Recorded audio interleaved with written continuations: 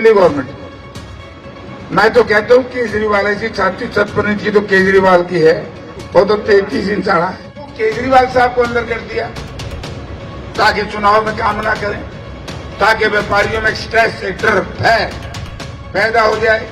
व्यापारी जैसे Adampur by election में दुकान दुकान पे जीएसटी वाले खड़े कर दिए थे, अब की बार जीएसटी दर तो तरह पेंडा छूट गया।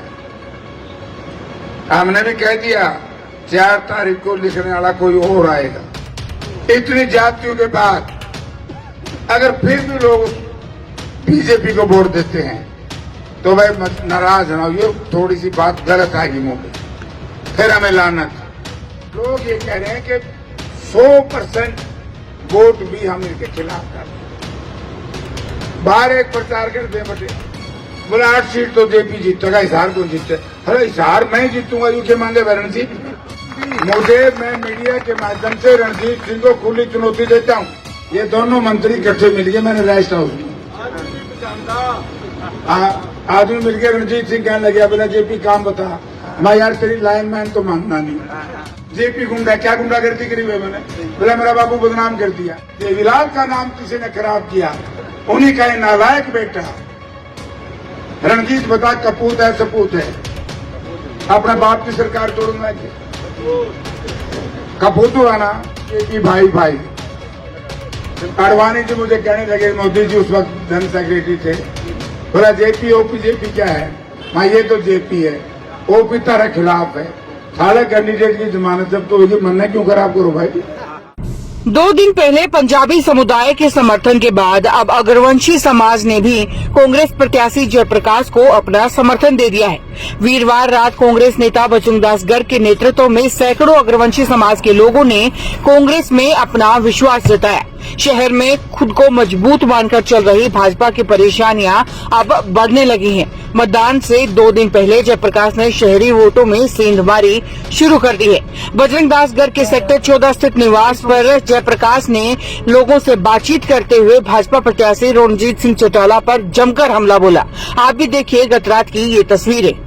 हिसार शहर के सज्जनों, देवी और प्यारे बच्चों, ये बात सही है कि मैं देरी से पहुंच जाता हूँ, पहुंच तो जाता हूँ ना, लेकिन मुझे आज महेंद्र जी ऐसी खुशी है, इतना बड़ा हजूम एक गांव में नहीं, आज सुबह से ही 20 गांव में मैं गया हूं। मैंने अपने 40 साल के राजनीतिक जीवन में मैंने बड़ी हवाओं में भी चुनाव लड़े और मैंने पूरी विपरीत परिस्थितियों में भी चुनाव लड़े, लेकिन आज अब की बार जनता चुनाव लड़ती हुई मैंने पहली बार दिखाई। मुझे नहीं पता लगता, आते हैं बोला कुलेरी चालो जी, मावे जल्दी आ जाएंगे। बजरंग बोला कितनी देर में? आधे घंटे में। कम से कम भी 400 ट्रैक्टर, कई सैकड़ों मोटरसाइकिल, नर और नारी, कौन निकल देवे था? एक पासे तो बजरंग का टेलीफोन ट्रन ट्रन, पास उनका डंडा, अरे क्या करें भाई, कहाँ जाए? लेकिन ये बात सही है, जिसने चुनाव लड़ना होता है और जिसने किसी से कुछ मांगना होता है, जो सामने पहले देता दिखाई दे हम उसी से मांग लेते हैं, दूसरे की कहते हैं तो इंतजार कर ले। तो मैं देरी से पहुंचा हूं, माफी चाहूंगा, लेकिन ये जो हमारा विधायक तो छोड़ के आ रहा हूं, ये मैं फंक्शन तू क्लोज करके हम आ गया, आजा नरेश, मैं इनको छोड़ के आया, फिर डिनर उनका छोड़ के आया हूं, देखो भाई खुले जाना का। मैं तो एक बात कह सकता हूं, आप शहर के लोग बैठे हैं, दुकानदार हैं, कामगार, जो कांग्रेस पार्टी का राज था, हुड्डा साहब चीफ मिनिस्टर थे, उनके राज में कारोबार था या आज इस मनोहर लाल जी के राज में कारोबार है? अब तो कुछ नहीं है। क्यों नहीं? क्योंकि इन लोगों की सोच बहुत निकम्मी है। आज संविधान जिसको बनाने में, जिसको लाने में महात्मा गांधी जी से लेकर के लाला लाजपत राय जी से लेकर के पंडित नेहरू से लेकर के मौलाना अब्दुल कलाम आजाद से लेकर के सब लोगों ने संघर्ष किया। हजारों नौजवानों ने अपने जवानी के दिन अंग्रेज की काल कोठरी में व्यतीत करने पड़े। कितने लोगों ने फांसी का फंदा चूमना पड़ा, तभी तो हमें अपना संविधान बनाने की इजाजत मिली, जिसको हम कानून का राज कहते हैं।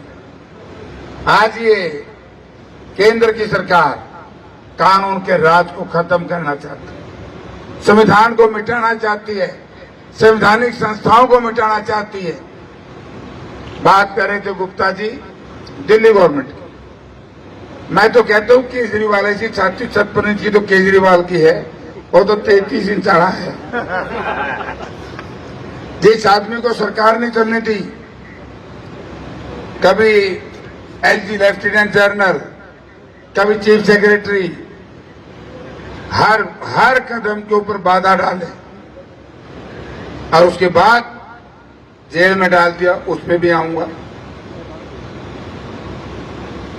तो डेमोक्रेसी तो नहीं, संविधान बदलना चाहते हैं, प्रजातंत्र का मायना बदलना चाहते हैं, चुनाव बदलना चाहते हैं।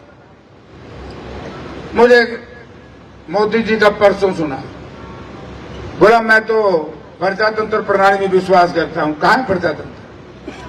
हमारा चंडीगढ़ का गठबंधन का मेयर पब्लिकली सीसीटीवी कैमरे में बैलेट पेपर से कैंसिल कर रहा था। हमको मशीन लिया, वो मशीन का बैलेट पेपर कर लो, चाहे तो वही इलाज करना पड़े जो 89 में कर रहा था, नहीं तो बैलेट पेपर में फेर बरोड़ा करेंगे। करेंगे कि नहीं? बिल्कुल। हमारा मेयर जबरदस्ती रहा, और मेयर हराने के बाद सुप्रीम कोर्ट ने जब उनको बढ़ा दिया, डिप्टी मेयर में फिर हमारे आदमी उठा लेंगे। अगर यही काम इन्होंने ऐसे ही करेंगे तो भैया सामने वाले अब कमजोर नहीं है, सफाई जब करे जाएंगे इसमें क्या रोड़ा है? तो यानी कि संवैधानिक संस्थाओं के साथ छेड़खानी करना, कोई पॉलिटिकल आदमी आगे बढ़ रहा है, केजरीवाल साहब, हेमंत सोरेन, जो इनके ऊपर धाराएं लगाई है, कई साथी वकील भी बैठे। मुझे ये बताओ कि डिस्क्लोजर स्टेटमेंट मेरे पे तो चौटाला ने बहुत मुकदमे बनाए थे, आज में तो सारे ने बनाए थे के बाद। 120 भी भैया जब लगेगी, जब किसी की डिस्क्लोजर आएगी, 1 की, 2 की, 3 की, 4 की। शायद लास्ट पॉइंट में इनके खिलाफ डिस्क्लोजर कविता की है। और डिस्क्लोजर स्टेटमेंट का क्या मायना? कोई जाकर के कह दे मेरे को तो फला ने कहा है, जैसे चौटाला ने 302 मेरे पे बनाई, लेकिन सुप्रीम कोर्ट ने मुझे बरी किया। तो केजरीवाल साहब को अंदर कर दिया ताकि चुनाव में काम ना करें, ताकि व्यापारियों में स्ट्रेस, डर, भय पैदा हो जाए। व्यापारी जैसे आदमपुर बाई इलेक्शन में दुकान दुकान पे जीएसटी वाले खड़े कर दिए थे, अब की बार जीएसटी दर तो तरह पेंडा छूट गया। हमने भी कह दिया 4 तारीख को लिखने वाला कोई और आएगा, आओ। ये तो तरीका नहीं। हमारी शांति प्रियता को यदि कोई कायरता समझे, वो फिर गलत फहमी में है। चाहे वो भारत का प्रधानमंत्री हो, चाहे भारत का गृह मंत्री हो, कानून सबके लिए समान है, कानून पर चलना पड़ेगा। और कानून को कोई हाथ में लेने का प्रयास करेगा तो साथियों, ये वीरों की धरती। अरे आप तो उन्हें गुण दिया,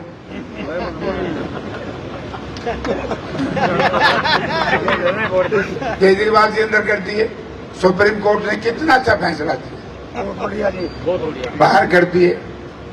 हेमंत सोरेन भी बाहर आना, दलित का बेटा है। और हमारे बल्कि जितेंद्र जैन ने तो, सत्येंद्र जैन ने तो 2 ही साल हो गए, 1.5 साल कोई केस नहीं लोगों।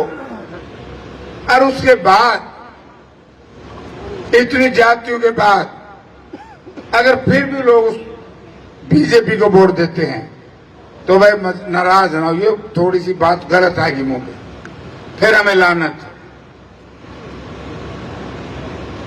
2019 में ये मीडिया वाले देख रहे हैं, बता देना मोदी जी,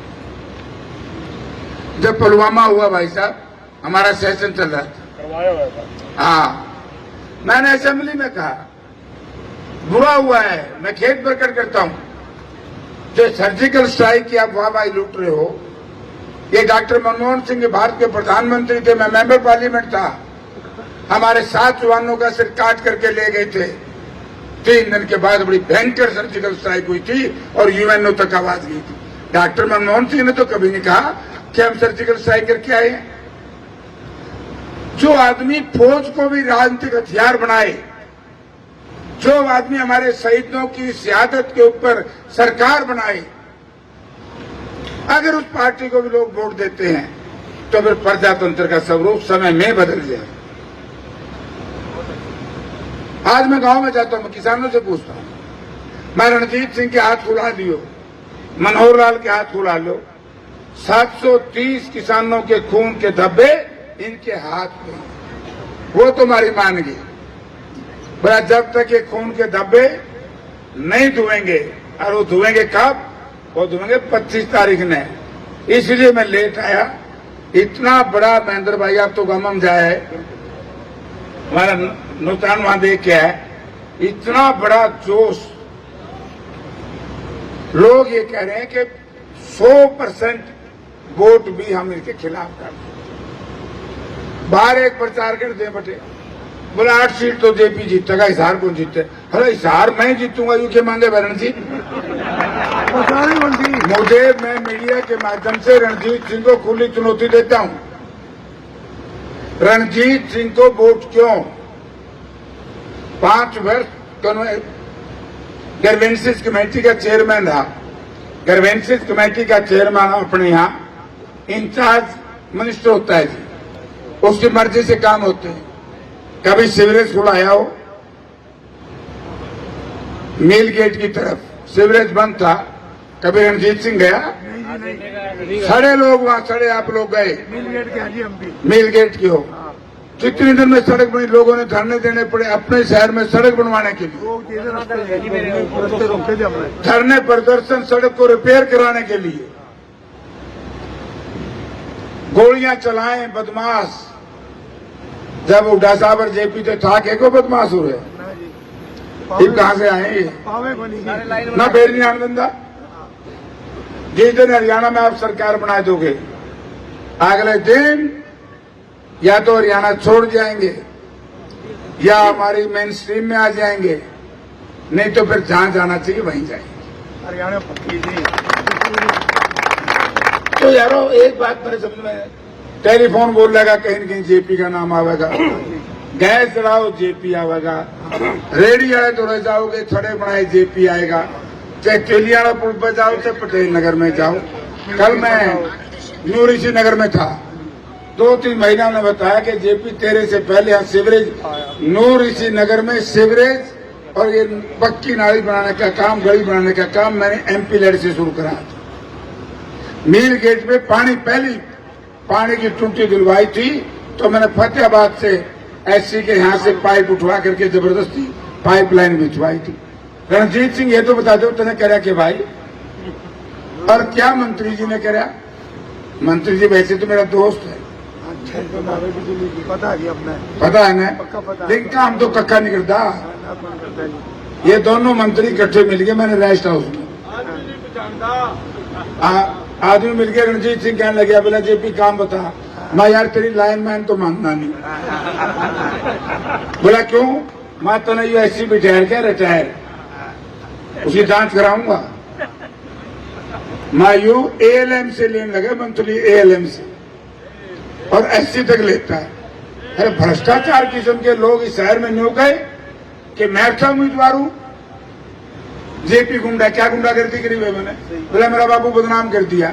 मैंने चौधरी देवीलाल को, जब मैं नौजवानों का अध्यक्ष था, हमने उनका नाम ऊंचा किया इलाहाबाद में जाकर के, हमने उनका नाम ऊंचा किया बेंगलोर में जाकर के। अगर चौधरी देवीलाल का नाम किसी ने खराब किया, उन्हीं का नालायक बेटा रणजीत बता कपूत है सपूत है, अपने बाप की सरकार तोड़ने लग गया, कपूत हुआ ना। तो यानी कि वो कैंडिडेट उनका भाई, मैं थारा कैंडिडेट, जनता का कैंडिडेट, गठबंधन का कैंडिडेट। आम आदमी पार्टी, सीपीएम, सीपीआई, कांग्रेस सबका नहीं। मैं एक बात कहना चाहता हूं, अगर उन्होंने कोई एक भी काम किया आप उनको वोट दे दो, और काम ही नहीं किया तो देखो कल पंजाबी धर्मशाला में बहुत अच्छा कार्यक्रम था, कल का बड़ा रुका पड़ रहा है। सारे चर्चा है कि वह पंजाबी समाज जेपी का पुराना था, नारा लगा था यहां महेंद्र जी, ओपी जेपी भाई भाई। अडवाणी जी मुझे कहने लगे, मोदी जी उस वक्त जन सेक्रेटरी थे, बोला जेपी ओपी जेपी क्या है? मां ये तो जेपी है, ओपी तारा खिलाफ है, थाले कैंडिडेट की जमानत जब तो होगी, मन क्यों खराब करो भाई? क्योंकि ओम प्रकाश जिंदल जी ने और मैंने ओम प्रकाश महाजन जी को खड़ा किया। यहां मेरी पार्टियां नहीं जीतती, आदमी भी जीतते। कैंडिडेट का कैंडिडेचर अगर जनता स्वीकार ना करे, कितनी पार्टी की आवाज जीत नहीं सकता। बंटी तो जो फेल है, एकदम ऑटो मार की चाड़ा कर दो यार, काम मेरा काम चला दिया, तुमको उखला करेंगे। और एक भाई, इस शहर का किसी एक आदमी का नाम रणजीत सिंह बता दो। जाने बंटी 5 साल इस शहर को लुटा है रणजीत ने। कथा सुनावे जी वो, है कथा सुनावे माइक में। कथा तो आज सुनाया नरेश। हाँ, एक सुनो धैर्य उसकी, बोलो भाई तुमने इस गांव का नाम चमारखेड़ा क्यों रख दिया? वो चमार से नफरत करता है, कभी ब्राह्मण से नफरत करता है, कभी ये कहता है कि मेरा बाप तो अच्छा नहीं था, ना चौधरी बंसीलाल अच्छे थे, ना भजनलाल, ना चौधरी देवीलाल। बोला मेरे लिए तो यू अच्छा यू कौन सा लाल है कि मनोहर लाल, तो अपना बापू भी दे बैठा। तो भाई के नकम्मा आदमी तो बच के रही हो। मैं कहता हूँ मेरा बापू हड़बाया करता, खेती करता था, मेरे लिए भगवान था। सही बात है। वो क्यों कहता अपना बापू ने भगवान? जनता ही बापू नहीं कौन मानना। इन्होंने मार चाहिए मार। तो मैं तो एक ही बात कहूंगा भाई, वार हो रही है, भूख मरने भी लाग रही है, और अभी हाँसी जाऊंगा, हाँसी से फिर जाऊंगा नानू ना।